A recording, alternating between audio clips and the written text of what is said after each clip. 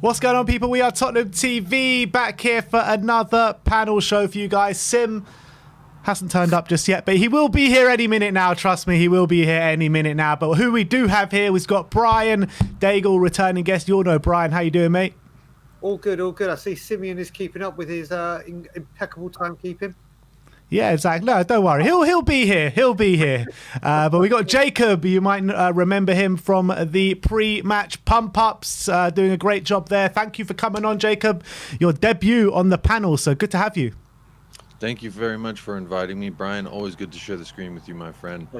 Sim, I've never seen you look this way before this morning. So good morning, everyone from El Paso, Texas. It is just past 6 a.m., ready for another... Look, I'm still beaming from the city results, so my mood is... I'm still enjoying it, you know what I mean? Basking in the glory of a 3-3 draw at the Etihad. Love it. But Jacob, I actually wanted to say to you, you remind me so much of someone. And that someone is Johnny Depp from Blow. I'm telling you. I hope that's a compliment. Maybe it is a compliment. It's one of the best films ever made. So... All right. To be compared to Johnny Depp in any light, I would definitely take that as a compliment. So I've never heard it. Thank you very much. Most people say I look like a Jason Segel, the guy from How I Met Your Mother, the big tall guy. But no, it's definitely Johnny Depp from Blow. Definitely Johnny Depp from Blow. I'll take it. It's a promotion, Jacob. You've been heavily promoted. Wow, I know. That's kind of why my initial response is I don't really know what to say, but thank you very much. I will tell you, I don't do anything nefarious like that, though. I am a family man. I have a wife and a kid and another one on the way, so I'm nothing like the movie, but if I look like him, then I must be doing something all right. Maybe in another life, hey, Jacob? But anyway, let's get into the panel. Let's start off with the first topic. And you spoke about before the basking in the glory of that 3-3 draw at the Etihad. We'll start with you, Jacob. Do you think Spurs are back on track now? I don't know about back on track. I think that we showed we can get a job done with a certain select of people. And it's just about mentality at this point. Like, when you get hit, how do you respond? And we showed that several times. We're going to get hit. We're going to hit ourselves. And that's just the nature of the beast when you're literally at the prepubescent stages of something, what I would call a rebuild. I know some people are afraid of the R word, but I would say for me, I'm so excited at what we're doing, what I saw the first 10 matches. But as we all know, you take one little Jenga piece out of that and it could all come crumbling down. We took 4 out at once, and that was a product of our own stupidity at times, and then a product of some things outside of our control, what I would call this American football timeouts. I think that's what led to Mickey Van de Ven's injury personally. The fact that we had 5 VAR timeouts in the first half, this man is stopping of it on a very cold day. Any athlete knows when you go out there and you put that much pressure on your muscles and you're warmed up and then you're standing around cooling down in a cold environment, that's naturally going to happen. Some would say as a young man that's his duty to stay warm and stay stretched, but to Mickey Van de Ven's 6th gear, I'm not meaning to get off track here, but Mickey Van de Ven's 6th gear, to me, is not like anyone else's. So how is a young man supposed to know how to keep that stretch? Anyway, I digress. My point is, I don't think we're back. I think we've seen that we're able to answer a call, that people can listen and buy into what Ainge is saying. And look, we got a 3-3 draw. Some people are saying we're going to go in there and get stomped 4-1, 6-0 if we go play our style. And we played our style, modified it a little bit, and look what we did. Brian, do you agree? Do you think that we just need to put the brakes on a bit? We're not back just yet. We need to get the players back. Or do you feel like that we can handle ourselves now after showing what we did at City, and potentially we are back and we can go on a good run now? I think what we have done, excuse me, is we've stopped the rot of the media and all the pundits talking, the Ange bubble has burst and here we go, it's downward spiral. I think that type of performance with the depleted squad we have, you only can take a huge amount of positives for it. The teamwork, the togetherness, the never give up attitude. But to say we're back is a hugely over the top statement. It's a great starting box to build again from. Put another couple of wins together. If we get 6 points out of the next games, you can start saying it's Tottenham back, or what we saw at the beginning back. But yeah, after one performance, don't get me wrong, it's a fantastic performance. You can't just go and go, oh, everything's all right now. But it's a great starting block. But you got to say, Brian, like, as much as we've had a depleted squad, the performances, apart from, take that Wolves game out of it. Wolves was obviously very disappointing, but apart from that, we've actually been performing quite well, right? Against Aston Villa, we had good performance for the most part. And against Man City, obviously that second half was a brilliant showing. So I can't see why we're not going to go on a good run now. I really can't. Well, what I will say is, like you said, the performances have been stellar.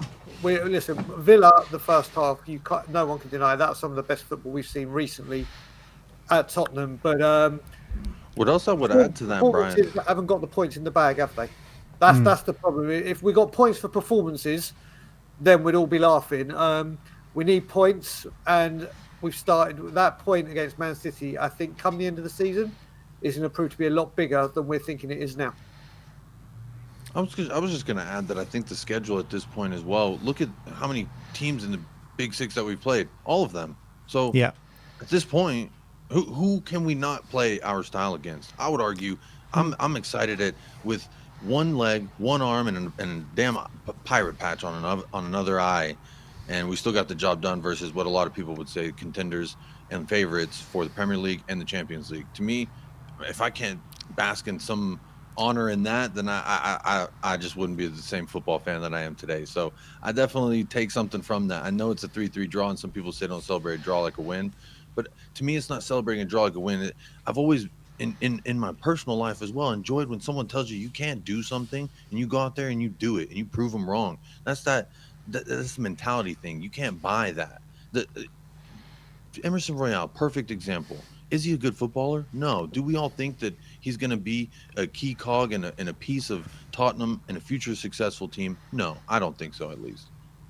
But what he has is something that you can't really coach. I think that when you're looking at the last 3 games, I feel like we're over the worst now. Romero's coming back in for Emerson, and I think Emerson's been a massive down part in our play over the last 3 games against Wolves. I think that when he was coming into the middle, we just couldn't keep hold of the ball in the middle of the park. His ball retention was awful. Against Man City, playing out the back in that first half, I was banging my head against the wall watching Emerson in that first half, albeit he did kind of improve in that second half. But now Romero is back. I think that brings us like massively up to the levels where we want to be. But Sim, first of all, welcome to the stream. Thank you. And do you think Spurs are back? Are we back? I don't think we went anywhere. I wonder. Look, are we back? Are you basically? Are we back on track? I mean, basically, the question is, are we back to the? Can we go on a levels? good run now? Basically, that's okay. Is that the question? Can we go on a good run? I don't see why not. I don't see why not. I think, yes, we've had a tough time with injuries and the results have really gone against us, losing 3 on the trot and haven't won in 4 games.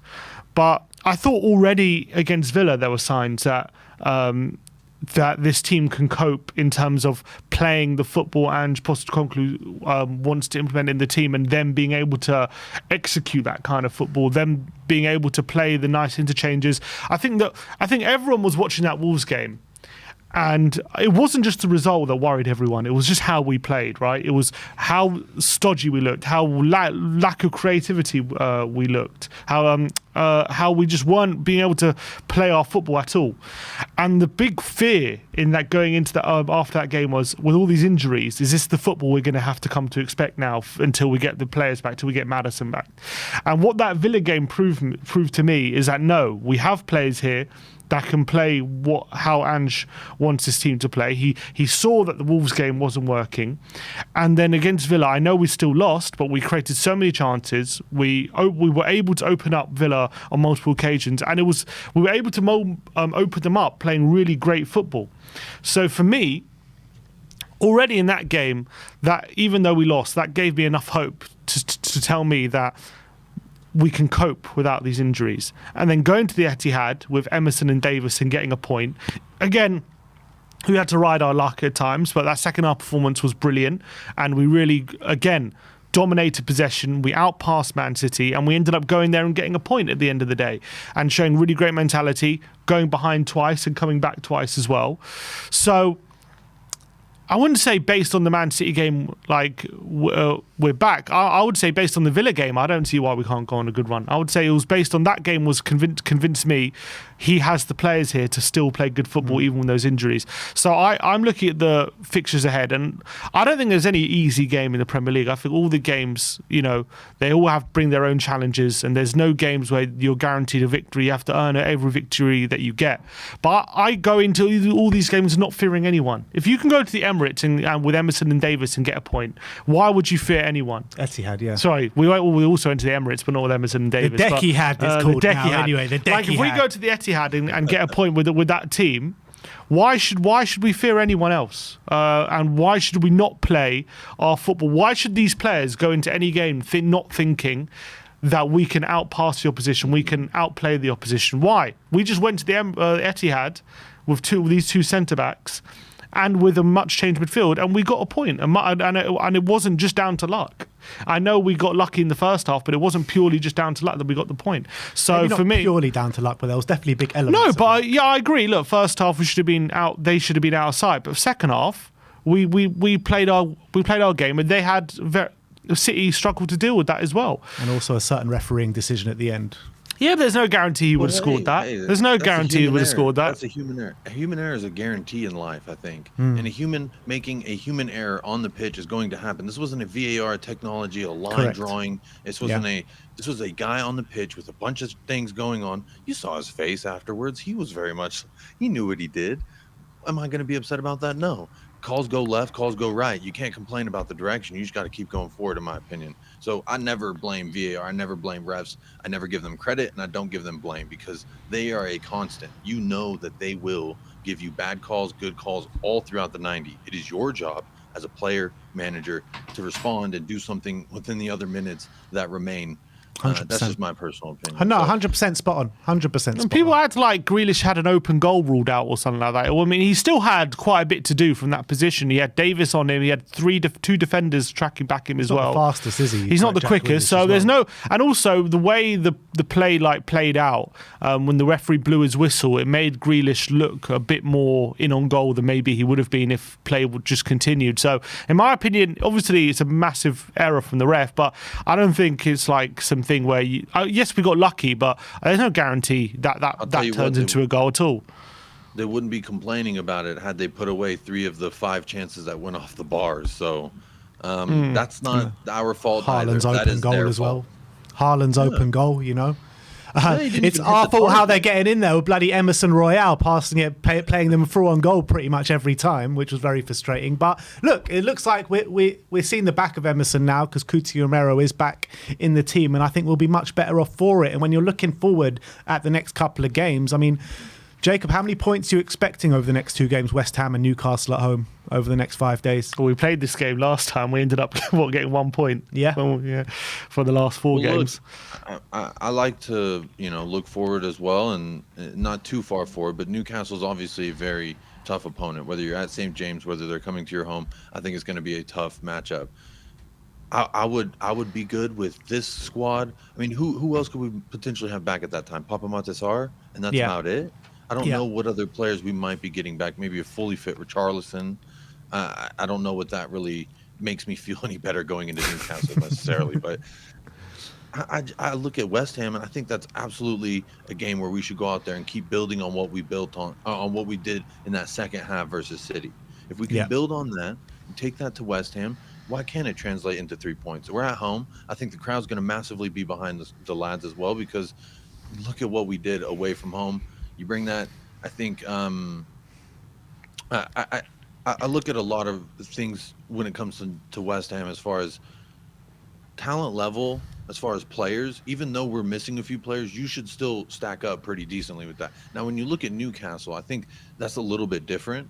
But still, I would like our chances at home. I would think that they're playing just as, they played a lot of, I think, what was it? West Ham 6 games in the last 13 days, something, or 15 days, something like that, and we haven't had that. So we have fresher legs. We're going to play the same way that we play, which is high press, high energy, lots of running, and we should come out on top, of my opinion, when it comes to West Ham. So when you look at the 2 next games, I would say 4 points, I think, is a fair shout for the next 2 matches.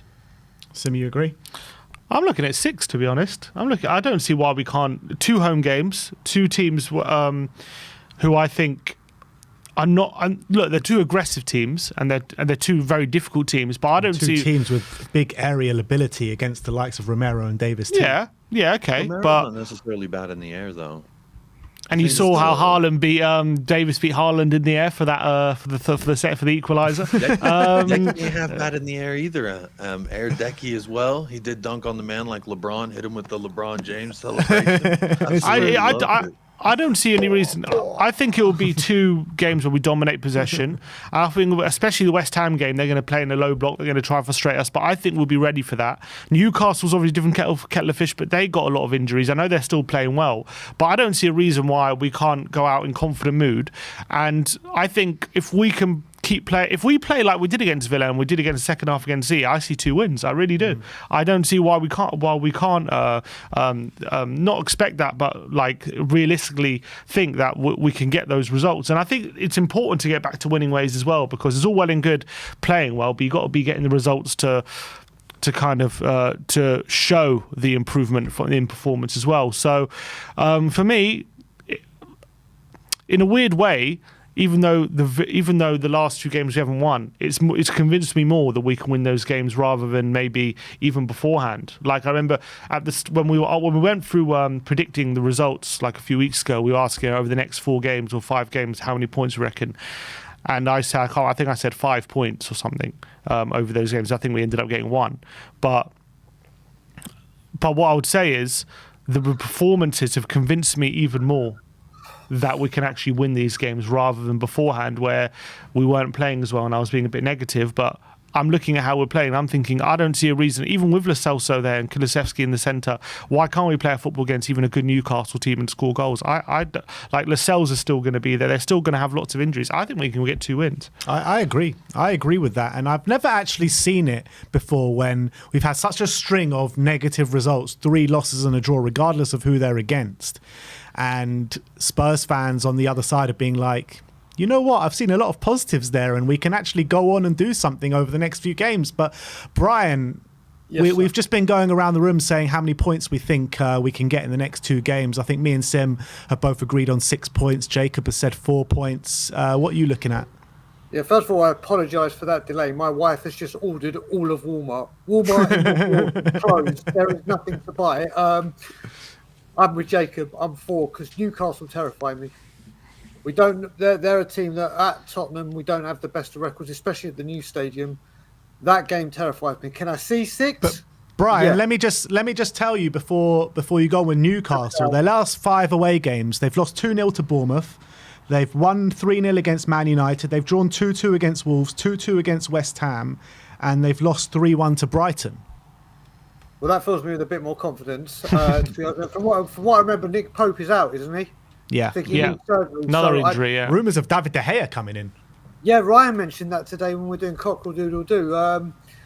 Let's see if that happens. Who is it? Is it still Karius or whoever? Dubravka, I think. Is it not Dubravka? Oh, of course, it's still right Dubravka, here, yeah. I didn't know Dubravka. Yeah, I mean, that away form obviously is worrying for Newcastle. That leads me more to thinking 6 points is obtainable, especially with Nick Pope out, who's massive for them. But I going into it, I was saying 4, but you are winning me over to 6 now. You're really You're twisting easily my arm. swayed, Brian. You're easily swayed. Oh, yeah, that's one of the things people know me for, being easily swayed on subjects. Yeah. I just think I remember all too well Newcastle last year. They're not too much different than they were last year. We are though, so the results should be different. But it would still lend me to believe, or at least err on the side of caution. Whereas I normally get head over heels whenever it's 24 hours before kickoff. I mean, 24 hours before kickoff, I'll probably tell you we're going to beat Newcastle. But in the week build up to it, I think is when you're going to get the most rational point of view from me. And looking at it from a bird's eye view, Newcastle have only gotten better.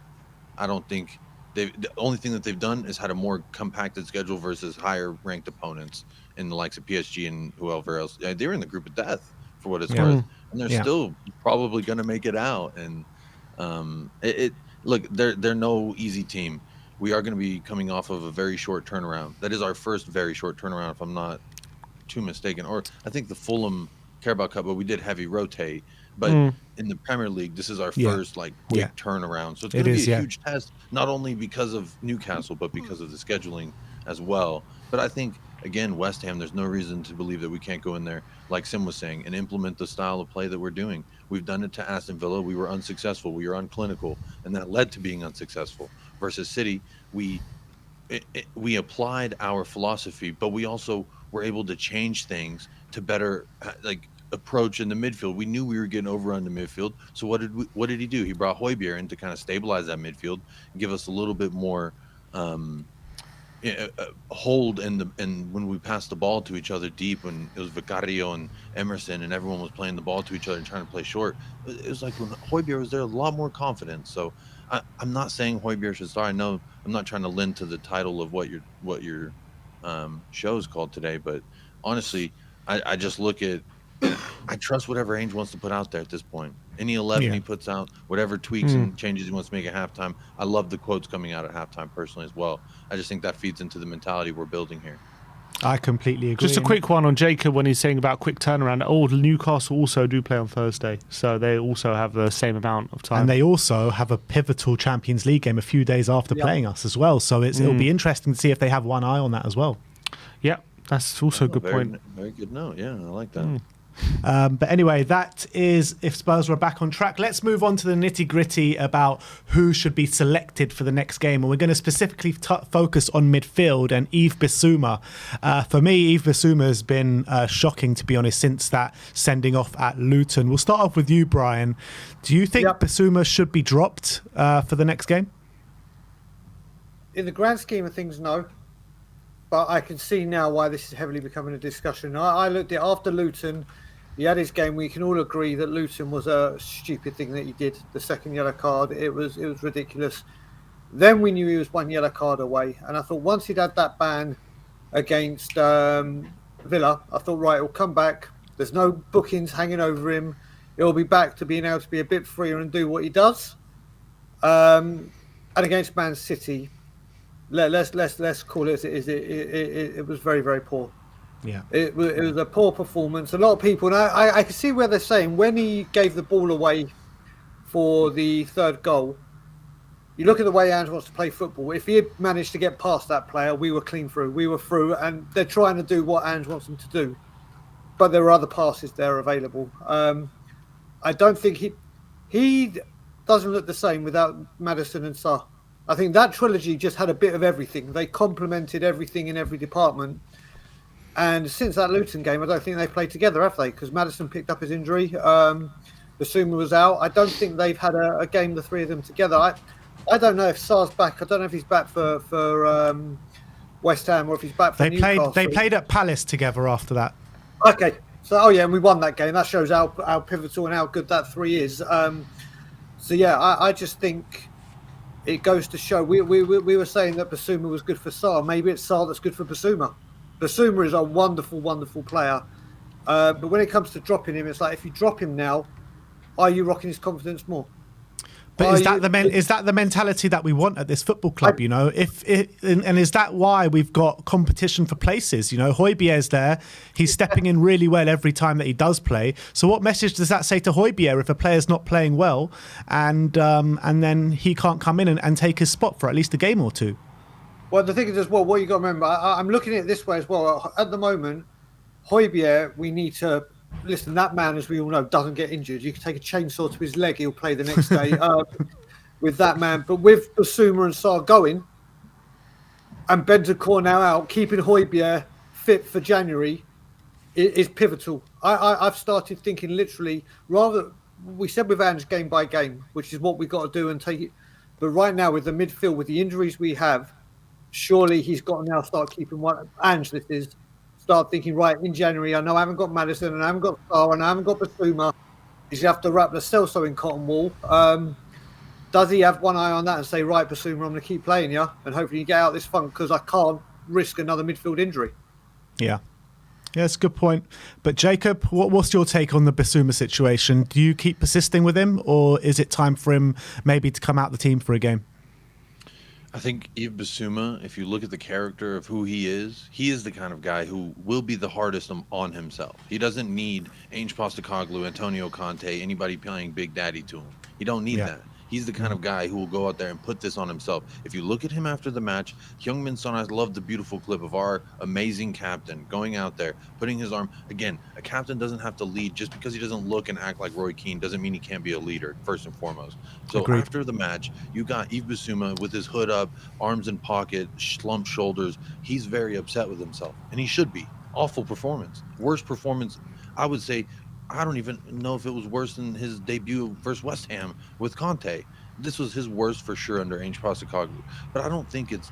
to me, I agree. The Luton sending off was very dumb, very stupid. But Crystal Palace, I thought he's responded well. And then he was like not himself in the next 2 games. But being not yourself doesn't mean that now you're a bad player. Now he's lost it, or now he's somehow fumbled the ball. It's...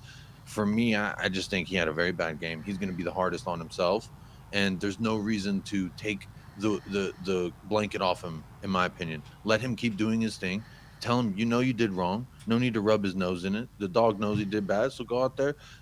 He's not a bad boy anymore. He has a dumb yellow in him, and that's, I think, the biggest gripe that we need to try and work out of his game, because that is what's holding us back. It has hurt us in 2 matches now because of his dumb yellow accumulations.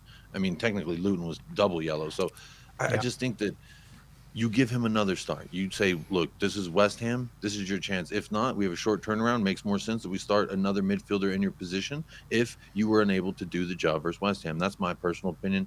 I'm not saying it's one more chance saloon either, or last chance saloon, whatever they like to say. I don't think it's that either. I think it's just a matter of this guy's low on confidence, a little rusty. We saw the first half, his passes going out of bounds, passes going to nobody, passes going to Manchester City. I think he's just a guy, he's got to respond. And how do you respond? You have to have an opportunity to respond. And I think I would give him that at least. I think he's put enough money in the bank with the first 8 to 10 matches where he's getting back-to-back man of the matches. I'm going on public streams talking about Declan who. I got Yves Bissouma. I don't need to talk about no basmati rice. And this is just so for me, I give him another chance. I'm not saying he's done yet either. But maybe it is Papa Matisar. Maybe it is the movement of everything being an accumulation to where he's at mentally with where himself and his own mistakes. So I still trust the guy. I still think he's a baller. But like dropping a player doesn't mean you're dropping him for good, right? It's just coming out the team for a couple of games. You've got adequate replacements in Pierre-Emile Højbjerg, who I think is stepping in admirably well in every game he's playing in at the moment. But Sim, what's your take on it? I'm a bit conflicted because I understand not the opinion that Bissouma should probably come out just because of the form he's in.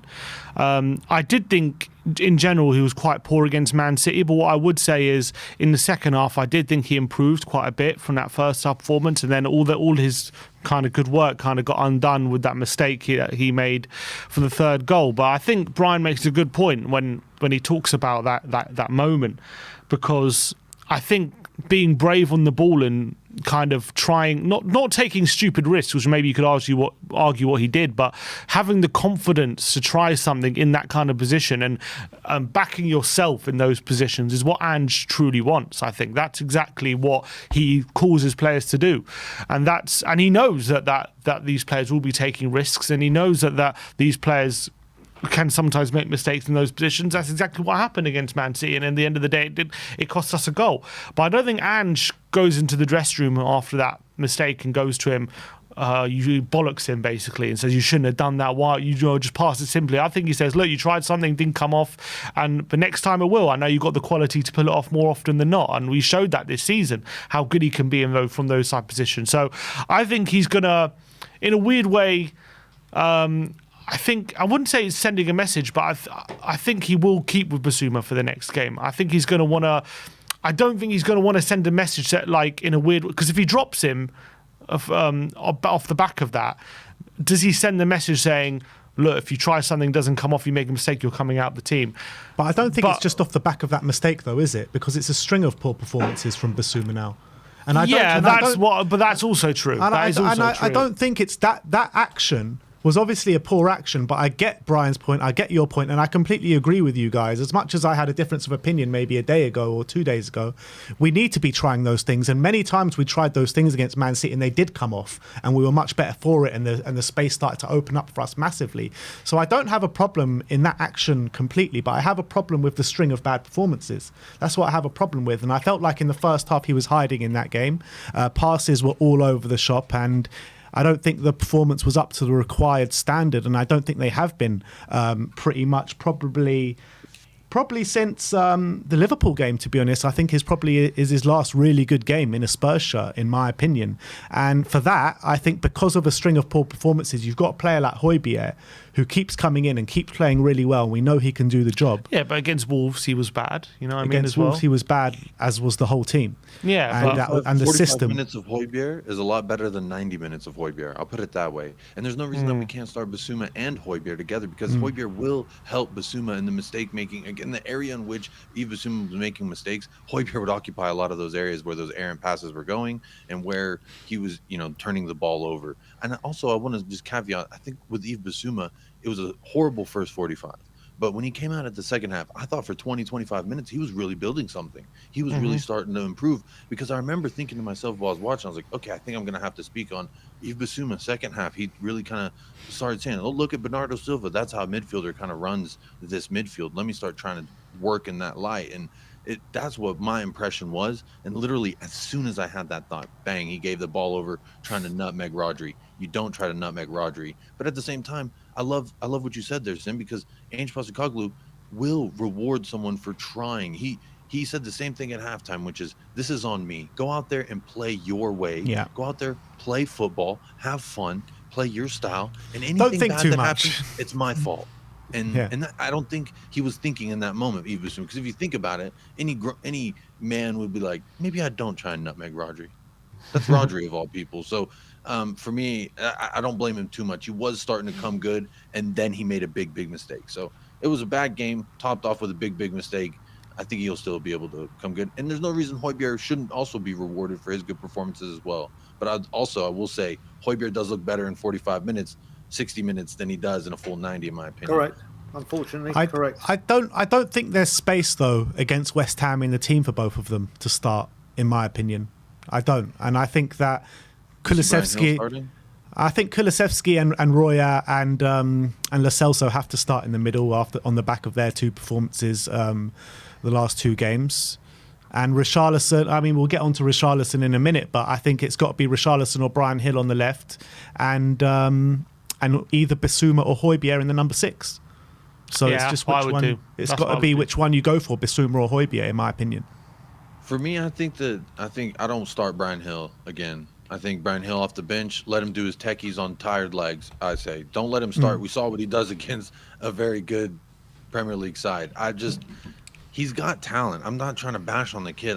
He made the move for the first goal. He did a nice little pirouette on the ball, nice little spin looking like a croissant, and then he got Kulusevski. Kulusevski found Son, and that was it. But then after that, I was like, what else did he really offer me? I think in moments Brian Hill can have greatness, but I don't think he's great overall, at least at this level right now.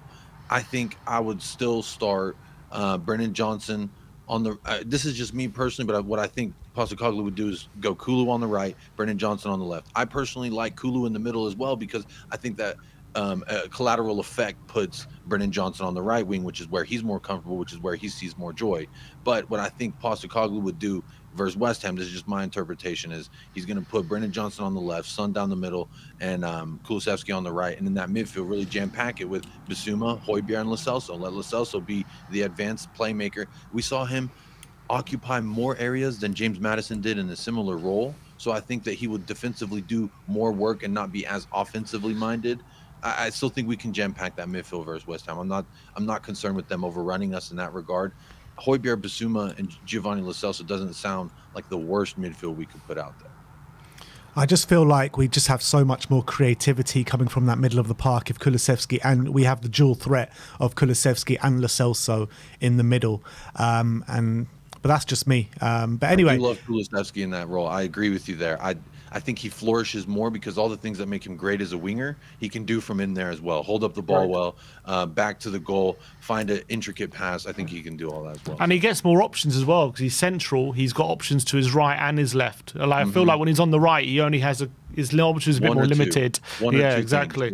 He's looked incredible in the central position. I think that's got to be, in the long run, we've got to try and find a place for Kulu in there. I think he is so much more effective and offers so much more. You've seen when he's gone onto the right, and I said it when I came on the post-match show with you, Ben, there was a couple of times where he was in the exact same position where he set Kane up for the winner when we were there, and rather than crossing it in, he just doubted himself, or he's thinking there isn't a Harry Kane type header of the ball coming into the box.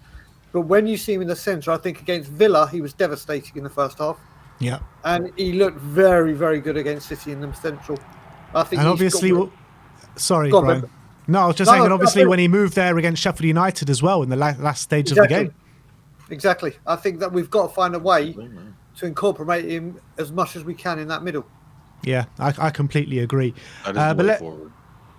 Absolutely. But let's move on. We already touched on it a little bit when Jacob mentioned about Bryan Hill.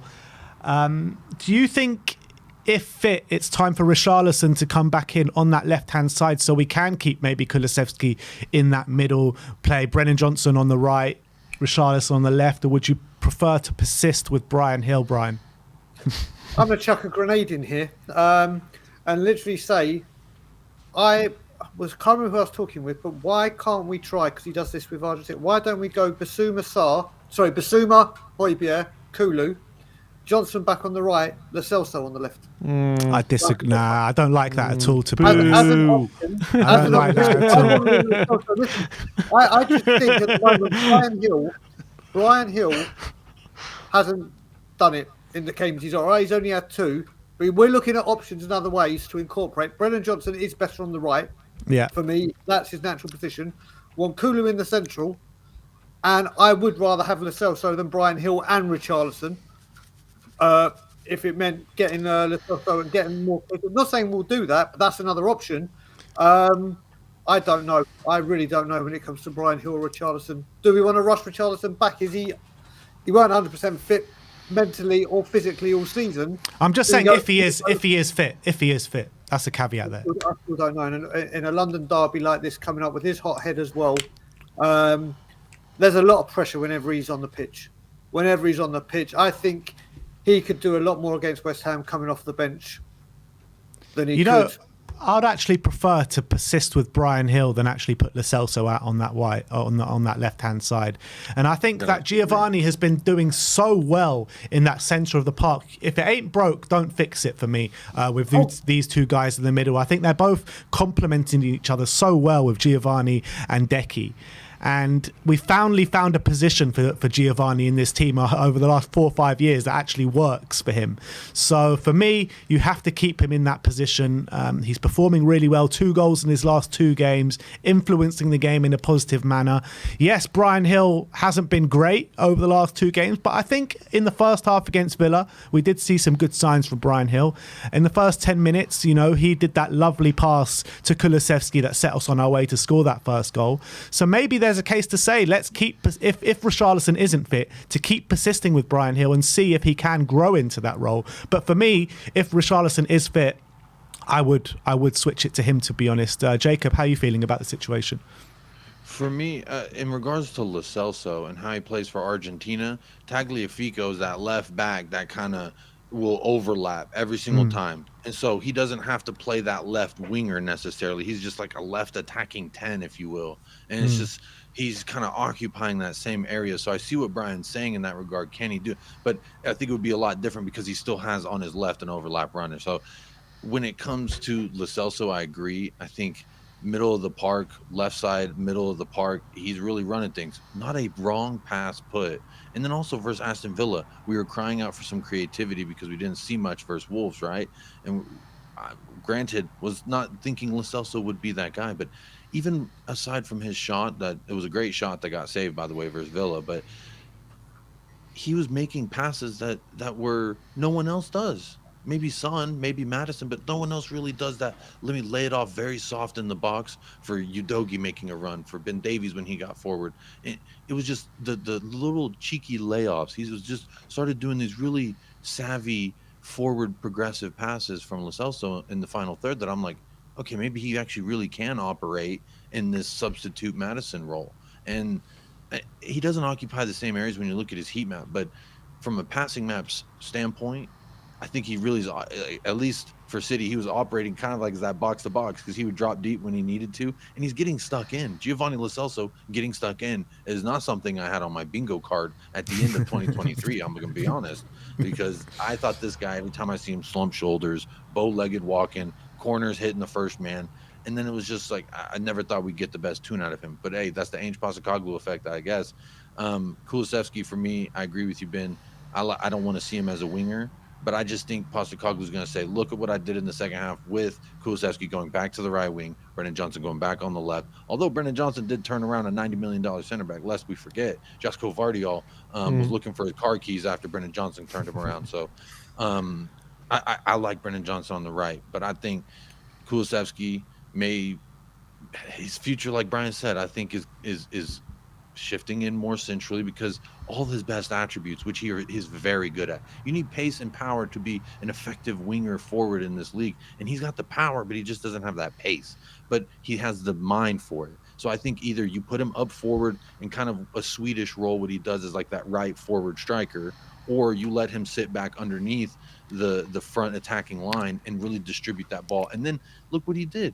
He knows he can lay the ball off, make his run, ends up with Duncan, hit him with the LeBron. I'm sorry, I keep thinking about it.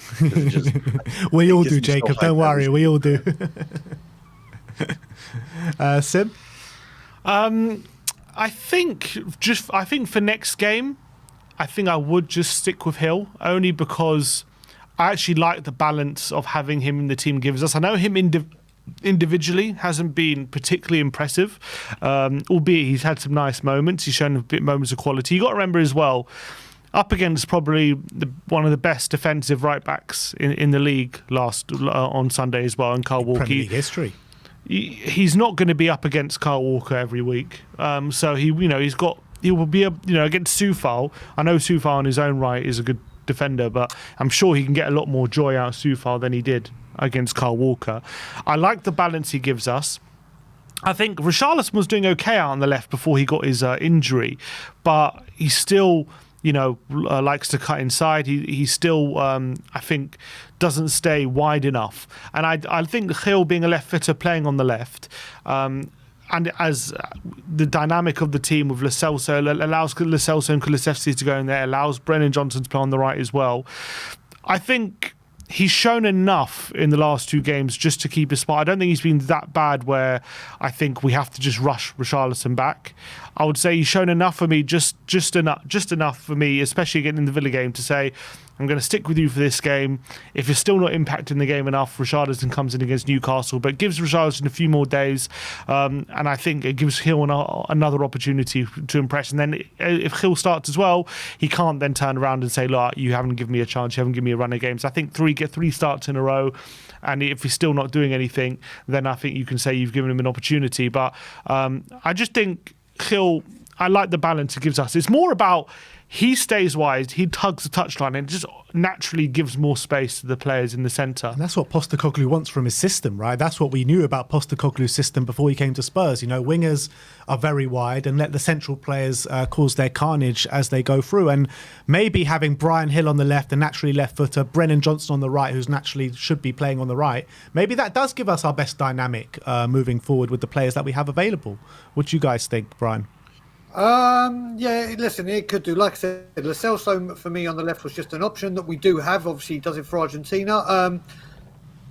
Brian Hill is just you want him to do so well, don't you? We all want him to do so well. Crystal Palace away when we were there, Ben, last year, he was devastating. Probably his best performance in a Spurs shirt, and you could really see what he could do.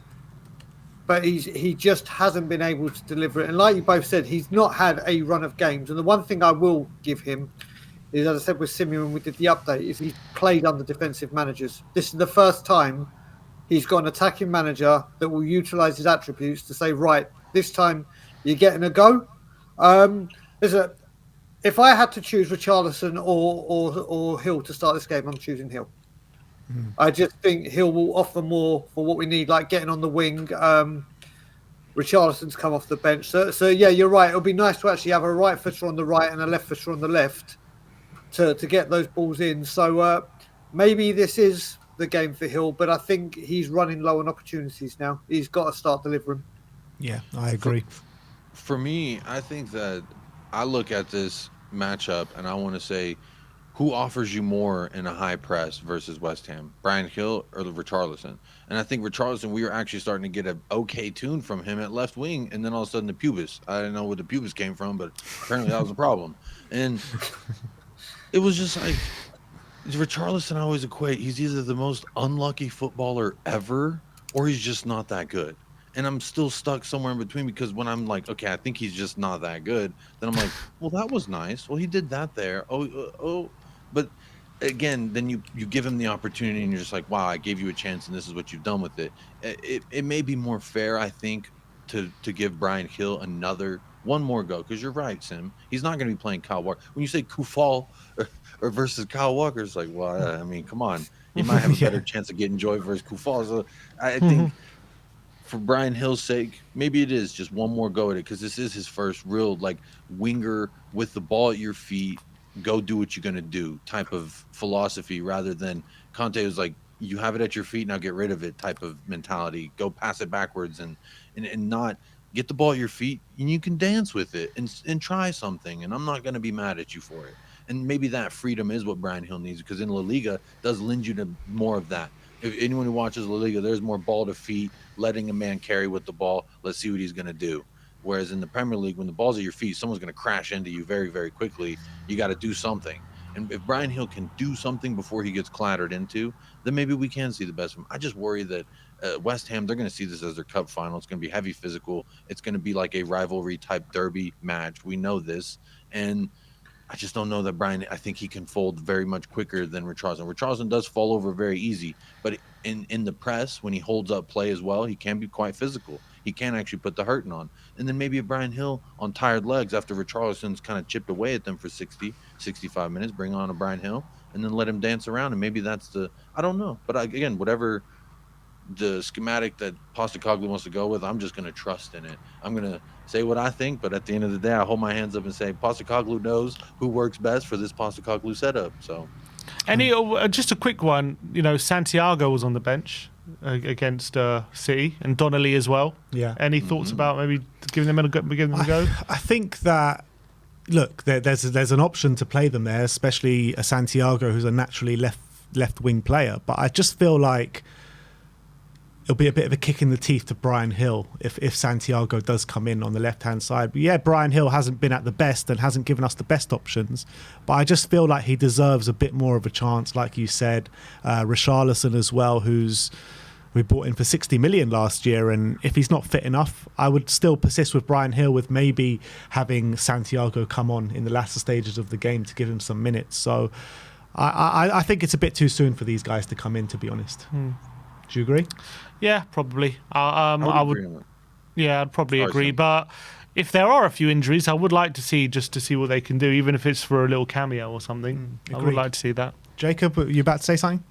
Yeah, it was so good to see Jamie Donnelly make his debut. I got distracted earlier with the point I was going to make, because I almost mentioned it was so good to see Jamie Donnelly, but it had nothing to do with the point. It was just another smile at the end of that match there, because very happy for him. Would like to see him get maybe the same or double the amount of minutes, 3-4 minutes, give him 5 or 6 in front of the home crowd. Maybe same thing with Iago Santiago. Now, to throw Iago Santiago, he just came back, I believe, from a very serious hamstring injury that has kept him out from some games in the academy. I do subscribe to Spurs Play. I love seeing them integrated into the squad. And I'm not a big fan of 2 goalkeepers on the bench and an empty spot on the bench as well. I'm not a big fan of that. So filling it up with kids, that's kind of my thought as well. And I think last week with Aston Villa was a little like a registration thing. They didn't register them in time enough to say we're calling them up, and it was a clerical error. And I think you're going to get those little kinks from new league, new rules, etc. from Postecoglou and his staff. But Jamie Donnelly, Iago Santiago, I agree. I don't think that they're ready, but let them feel the temperature of the pool. Yeah. They're not ready to swim. Don't take the life jacket off, so to speak. Let them get their feet in there, splash around a little bit. All right, we'll come back tomorrow. You know, that's my mentality. I've been crying so long. I want a pathway for the academy to the first team. We've seen Nani Madueke, Marcus Edwards, Dylan Markandé is another one I can think of that just leave. The most recent one, he left last year. I can't remember his name now. Mundell? No, not Mundell. Yeah, Remain Mundell, yeah. Remain Mundell, yeah. Another talent that I was just like, dang, that. I mean, I can see it from their point of view too. They're like, what am I doing here? Conte's never going to give me a chance. At least with Postecoglou, the kids are now seeing it like, you know what? If I play well for the academy, someone's going to notice, and it may get word to Postecoglou. That's what's happening. Alejo Veliz gets his first goal or something like that, and then next thing you know, he makes a substitute appearance.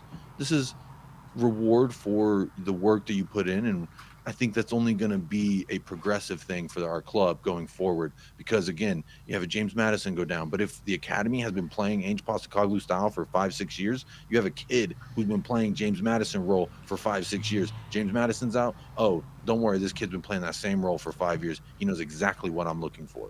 That's what Pep's building a city. That's what I want to see for us in regards to our academy. So love Jamie Donnelly being there. Would love Iago Santiago to get it. Another couple minutes in stoppage time, maybe. Would love that. All right. Let's move on to the last topic of the panel. We'll go to you, Brian, first. I mean, there's been a lot of talk about Giovanni Lo Celso over the last couple of years. The general consensus has been like, just get rid now. He hasn't done anything in a Spurs shirt. But these last 2 games has maybe swayed a few people's minds if Giovanni does have a future at Spurs. How are you feeling about it, Brian? Do you feel it's a bit too quick to make that judgment call? Or do you think that, you know, with the games that he has had in the last 2 games, you can see a clear spot for him now in this Ange Postecoglou squad? And would you like to see him have a future at Spurs now? So we started this whole panel show with our Spurs back, and we were basing that for 1 game. Basing Gio Lo Celso's Spurs career on 2 games is way too premature to go, oh yeah, listen, I have never doubted, and I don't think Spurs fans have never doubted this boy's quality. I think what is the doubt is his ability to stay fit. That's the problem. I will keep referring back to when we did the Amazon All or Nothing documentary. For the first part of the season before COVID came in, he was by far one of our best players. And I remember a goal away at Southampton. You boys might have been there, where he ran from our pitch, our half to their half, took on about 5-6 players. He was incredible. And then COVID, injuries persisted. He plays for Argentina. He's incredible. He goes on loan to Spain. He's incredible. He comes back here. He just can't stay fit. And I've always wanted to keep, if it's out of him and Tanguy and Dembele, I don't think there's any kind of hesitance, apart from maybe Sim, who will transfer Dembele just one more time. But bring him home. Bring him home. The ultimate Ndombele stan, that is. The ultimate. Look, Bissouma and Sarr are going AFCON. Galatasaray don't want him. Bring him home. Cooking. I like the smell. But I think what we've got to remember with Lo Celso as well, we may want him to stay. It's a case of, does he want to stay? It's a case of, yes, he's getting first team regular first team football now. But we as Spurs fans, we think, do we want him gone? Do we want him here? But we forget what that man wants and what's best for his family. And if he thinks, right, I'm not going to get first team football when Madison's back, and then if they're going to play Kulu, it's going to live. I want him to stay. I don't think under any. I mean, before he started playing, couldn't risk him, could have Madison. Now we've seen him these 2 games. We need to wrap this guy up in cotton wool over Christmas until Madison's back. And if he can stay fit, we have a very, very, very good player on our hands who has shown in the last 2 games what he can do. Like Jacob said, name a player that plays in that position that normally has 100% pass accuracy in the game. Especially against Man City with Rodri breathing down your ass. Exactly. The European champion, best DM in the league world. champion. I mean, so there's a player in there. It's just his ability to stay fit. Yeah. Jacob, what's your feeling on Lo Celso? Is it a bit too early to call? Yeah, I'm going to say 2 good games does not override 2-3 years of not good stuff. So for me, give me 10 more games of that, and I'll be apologizing. I'll be singing his praises. And to Brian's point, if Barcelona comes calling, you know he's gone. That's my issue with him. If Barcelona comes calling to Romero, is he gone? I don't think so. Is any of our players going to leave if Barcelona calls tomorrow and tries to get him in January? I think Lo Celso sees that's an avenue where I may potentially be able to start, and I could play in La Liga where I actually flourish. But Jacob, it's mad. It's mad that we live in a world where he can get in the Barcelona team, but not the Spurs team. I mean, it doesn't make sense. But you would say in our fully fit starting 11, I don't see where Lo Celso fits in other than a backup role. And if he's okay with playing that, is Højbjerg okay with playing that? I don't think they are. They're prominent figures for their national team. Højbjerg's the damn captain of his. You think he wants to be riding the bench? Hell no. But I love the response from both of them. Giovanni Lo Celso responded in a way that I didn't think he would. So I have turned I closed the door on him last year before, it don't matter when it was. I had closed the door on my hopes and my thoughts for what he could do for Tottenham Hotspur. What he's done in these last 2 matches, I said, you know what? Maybe I unlock that door. Maybe I see if I should open that door again to the love for Giovanni. I'm not saying he needs to win my love. That's pedantic. But I'm saying that for me as a player, he's always had the quality. When we had him on loan, I think all of us were like, let's sign him up. We signed him up. Then we were like, damn, why did we sign him up? Now he's ass. And so it's like this balance of you got to get the best out of him while still. Same thing could be said for Ndombele, Sim. Has he been given a chance under an attacking manager and a progressive ball at your feet? No, he did the ball at his feet, the techie stuff in the defensive pragmatic systems. And to me, I don't have a problem with what Lo Celso's done, but I agree with Brian. It's 2 matches doesn't erase the history that is there, but I'm enjoying what I'm seeing. Long may it continue, and I hope he does buy in, because you know what? If he does buy in and he says, hey, I'm fine with substitute appearances, coming off the bench, starting the cup game, doing this and that, because I believe in what we're doing here. I believe in the mentality and how we all feel in the locker room. Remember, one of the things coming out in the beginning, early stages of summer was Postecoglou revitalized the locker room. You know, it's funny how you take Harry Kane, the A student, out of the classroom, how the class start acting when he leave. Look, we're having a good time. Bissouma, James Maddison fighting for who's going to be the DJ in the locker room. Like, the vibes are immaculate. Let's keep them immaculate. Now, if there's spoiled sour apples in the bunch, we got to take them out. But right now, Giovanni Lo Celso, for all intents and purposes, does not seem to be that. He is the antithesis of a sour apple. And you know what? I like this Lo Celso. I think he likes what he's doing too. He's actually posting on social media about Tottenham. Even when he made a bench appearance as a substitute, I remember talking about this on my channel. It was like, he actually tweeted about Spurs even as a substitute. So maybe he is falling back in love with the club. Maybe, you know, he's having a little bit of success. He hears the fans cheering him on and he's feeling the love, and long may it continue. I don't know. Or he's buying into Ange Postecoglou and he believes in what he can bring to it. So either way, long may it continue. Yeah, but, you know, back to your point about Ndombele not playing under an attacking manager, you got to remember Ndombele was here at the start of the summer and he was given a chance and he didn't do anything to maybe fight his way into Postecoglou's plans. He got injured before the West Ham match in preseason, though. He got injured, but, I mean, if he showed the right attitude and application, he would still be here now. That's yeah, just look the what he's facts. doing at Turkey. Look what he's doing at Turkey. He does it everywhere he goes. Everywhere he's gone on loan, even Napoli. You know what? Just very quick with him, you would have thought winning a Scudetto, he would have come back and gone, right, this is it. I've won it. I've got the appetite now. I'm going to do this. He's definitely got an appetite, that's for sure.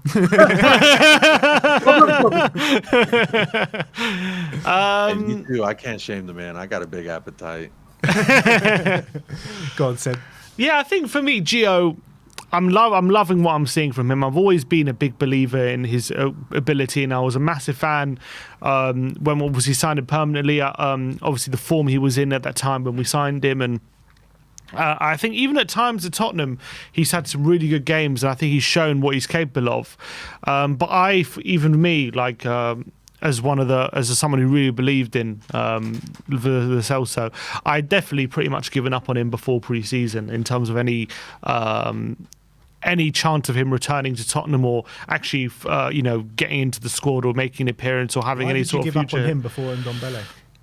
Because I thought that Ndombele might want to be here, and I didn't think Lo Celso did. But pre-season obviously proved me wrong. It proved me Lo Celso wanted to be here more than... well, then I actually think in the weather it's a different case, but I thought Ndombele would have started that West Ham game if he didn't get injured, but whatever, that's by the by, is what it is now. Lo Celso stepped in, he took his chance, and Ndombele fell by the wayside, and he's now in Turkey. But... I thought the reality is if the price was right for Lo Celso, he wouldn't be here, right? We would have sold him a long time. So I think the question, even though he's playing very well at the moment, and I would love him to stay long term if he can continue this level of performance, whether he is playing for his future at Tottenham or whether he's paying so that someone's going to stump up the cash to actually convince someone to sign him, because at the end of the day, that's really what's held him from a move, is the fact that no one's just been convinced to put the money up for him, basically. That's why he's still here. So maybe... I would love to say these performances will convince Spurs for him to have a future at Tottenham, but I think it's probably going to be these performances, if he can keep it up, will convince someone to buy him, and he'll probably be off in the summer. But in terms of Jacob's point, in a fully fit team, is there a space for him? I think if Ange Postecoglou was to really have a vision, in a perfect vision of how his team operates, I think he would want someone like Lo Celso in that 8 position with Maddison in the 10, and I think he would want someone, basically he would want a kind of Lo Celso who's able to do the dirty work as well. I think if you look at some of the most successful teams in the past era, like they've always had in a 4-3-3 just 2 really good technicians. You know, you look at Man City with like De Bruyne and David Silva. They didn't have like an 8 who was like a box to box. They knew they could do it with like a technician who just works really hard. So I don't see, if we can get Lo Celso keeping up these defensive numbers he's been doing recently, and we know he's a player who's capable of putting a foot in. We've seen it for Argentina as well. He's not a player, and also when at his height at Tottenham, when he was in some of his best performances, I remember his defensive numbers were pretty strong. So I don't see a reason, if he can not be a liability off the ball essentially, and he can be like good off the ball, why can't he play next to Maddison and have like a Bissouma or a Bentancur behind him, and that be a midfield 3 that we can move forward with? I don't see why. I think Ange would love that if that was the case. So I don't see why he can't challenge someone like Sarr in the future, even when he comes in for that number 8 position. Obviously Bentancur is also going to be coming back as well. But when it comes to, do I see Lo Celso having a future at Tottenham, I still think even if he's playing really well, that's still up in the air, because whether he wants to be here long term, as Brian said, I'm not convinced by it. But I think for me, if he can keep up this level performance, I'm more than happy for him to still be part of the squad in the future. But his contract's up in 18 months, so it'll be interesting to see this summer what happens, because if, let's say he has a really good end to the season, do we give him a new contract, or is it a case of, with 1 year left, do we take a good offer for him? It's crunch time this summer, isn't it, for Lo Celso? So we have to see what happens with him throughout the season. But if he does carry on in this rich vein of form, and let's say really contributes from now to the end of the season, I'm all for giving him that new contract. I really am. But I could also understand if he does want to move, if Barcelona come calling or something like that. But look, I think that does bring an end to the panel. But thank you so much to Brian and Jacob for coming on today. Jacob, let the people know where they can find you, my friend. Yeah, you can find me at United Spurs of America on YouTube, Spurs of A on Twitter. I'm all right at Twitter. I'm not one of the best follows, but you can always keep up with the channel there. So United Spurs of America, technically now America's #1 Tottenham Hotspur fan channel. So thank you so much for everyone who has gone over there and subscribed and stuff. So very, very humbling, very flattering as well. So just honestly, I'm just a dude in Texas who loves Tottenham Hotspur maybe a little bit too much. At least my wife would agree with maybe a little too much. But yeah, you can always find me there. Got something about usually like 4 to 6 days a week, something on this channel. So usually live. If you're into live chatting and stuff, very interactive with the audience as well. Appreciate y'all having me on as well. Make sure y'all hit the like first and foremost before you go anywhere liking and subscribing. Hit the like on this video first and foremost, because it's free, #1, and #2, it helps Ben and Sim. The first Tottenham Hotspur YouTube channel I ever listened to. So big up to you both. Oh, thank you, honestly, man. Very nice to be here. Very humbling as well. Brian knows that I've watched you guys for a few years now. So very much an honor to be here. Just great to share the screen with you boys. And Sim, And now I get to personally tell you.